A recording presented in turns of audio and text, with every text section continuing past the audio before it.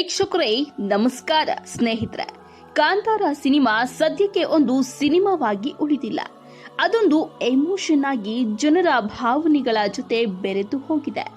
ಭಾರತದಾದ್ಯಂತ 5 ಭಾಷೆಗಳಲ್ಲೂ ಬಾಕ್ಸ್ ಆಫೀಸ್ನಲ್ಲೂ ಸದ್ದು ಮಾಡುತ್ತಿರುವ ಕಾಂತಾರದಲ್ಲಿ ಭೂತಾರಾಧನೆ, ದೈವಾರಾಧನೆಯನ್ನ ತೋರಿಸಲಾಗಿದೆ.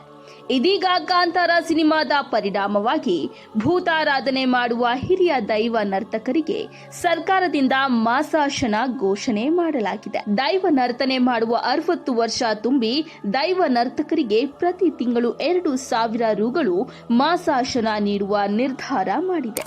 ಹಾಗಾಗಿ ದೈವ ನರ್ತನ ಮಾಡುತ್ತಿರುವ 60 ವರ್ಷ ಮೀರಿದವರಿಗೆ ಮಾಸಾಶನ ನೀಡುವ ನಿರ್ಧಾರವನ್ನ ಸರ್ಕಾರ ತೆಗೆದುಕೊಂಡಿದೆ. ಸಂಬಂಧಪಟ್ಟ ಜಿಲ್ಲೆಯಲ್ಲಿ ಕನ್ನಡ ಮತ್ತು ಸಂಸ್ಕೃತಿ ಇಲಾಖೆಯಲ್ಲಿ ಅರ್ಜಿ ಸಲ್ಲಿಸಿದರೆ ಪ್ರತಿ ತಿಂಗಳು 2,000 ರು ಮಾಸಾಶನ ನೀಡಲಾಗುತ್ತದೆ ಎಂದು ಸರ್ಕಾರ ಘೋಷಿಸಿರುವುದು ಅತ್ಯಂತ ಸಂತಸದ ವಿಷಯವಾಗಿದೆ.